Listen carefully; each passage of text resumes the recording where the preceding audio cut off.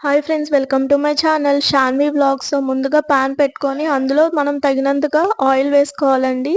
వేసుకున్న తర్వాత ఇప్పుడు పోపు దినుసులు తీసుకొని ఆవాలు, జీలకర్ర, పచ్చెనపప్పు, అలానే మినపప్పు యాడ్ చేసుకోవాలి.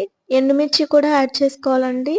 వేసుకొని బాగా కలుపుకున్న తర్వాత వెల్లుల్లి యాడ్ చేసుకోవాలండి. ఇప్పుడు నెక్స్ట్ వెల్లుల్లి యాడ్ చేసుకున్న తర్వాత కరివేపాకు యాడ్ చేయాలి. కరివేపాకు వల్ల చాలా బెనిఫిట్స్ ఉంటాయండి. నెక్స్ట్ వచ్చేసి మనం కలుపుకున్న తర్వాత అందులో ఆనియన్ అండ్ చిల్లీస్ యాడ్ చేసుకోవాలి. అవి కలర్ షేడ్ అయ్యే వరకు కలుపుకుంటూ ఉండాలండి. అందులో చిటికెడు పసుపు మనం తగినంత కూడా వేసుకోవచ్చండి కలర్ కోసం.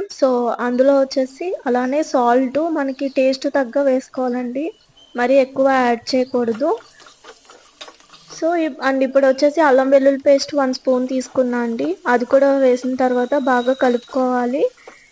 కలుపుకున్న తర్వాత కొంచెం టేస్టీగా వస్తుంది. ఇప్పుడు స్మాష్ చేసుకున్న పొటాటో ఉంటుంది కదండి, ఉడకబెట్టుకునేది, అది వేసుకొని స్లోగా యాడ్ చేస్తూ కలుపుకోవాలండి. అలా కలుపుకుంటూ ఉన్న తర్వాత మొత్తం కలిసే వరకు కలుపుకోవాలి. కలుపుకున్న తర్వాత మనం అందులో కావాలంటే చికెన్ మసాలా కూడా యాడ్ చేసుకోవచ్చండి. ఇలాంటి మంచి మంచి రివ్యూస్ కోసం మన ఛానల్ని సబ్స్క్రైబ్ చేసుకోండి. Thank you.